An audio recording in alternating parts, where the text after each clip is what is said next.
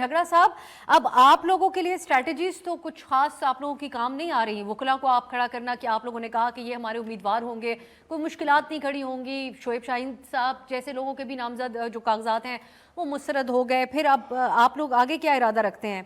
लाहे अमल क्या होगा अगला? आपका मामला ट्रिब्यूनल के सामने आगे। एक और इशू है, आप लोग एक जो आज की अपडेट है वो सुप्रीम कोर्ट में भी 3 तारीख को समाअत होगी इलेक्शन कमीशन के हवाले से, जो तौहीन अदालत की आप लोगों की पिटिशन है उसकी।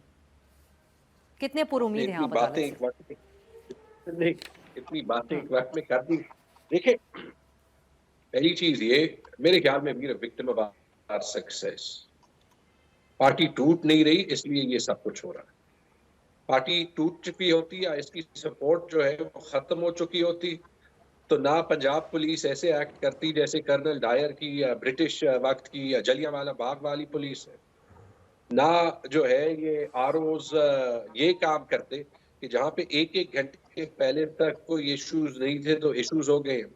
ना जैसे आज पेशावर में हुआ था तो पेशावर हाई कोर्ट के सामने आधी पेशावर की पुलिस होती।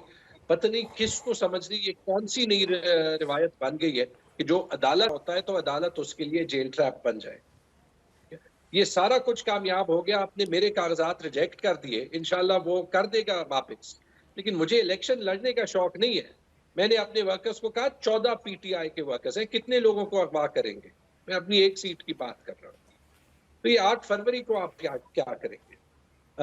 आफिया सियाब खटक साहब ने बिल्कुल ठीक कहा कि अफसोस की बात यह कि जो लोग कहते हो चुका है, अगर वो कुछ कह नहीं सकते तो silence is better than trying to justify जो कि हो रहा है। आज दस्ती साहब की एक वीडियो थी और कुछ नहीं, एक इन्वेस्टिगेशन करा देते, गलत कह रहे हैं तो उन्हें सजा देनी चाहिए, लेकिन आजकल कोई पंजाब पुलिस की बात नहीं बनती। तो हो जाएंगे इलेक्शंस, लेकिन ऐसे इलेक्शंस में ये मैं आपको गारंटी कर दूं कि रिजल्ट जो भी हो, नवाज शरीफ की और 85 की दिहाई की जो इलेक्टेबल्स की सियासत है वो खत्म हो जाएगी।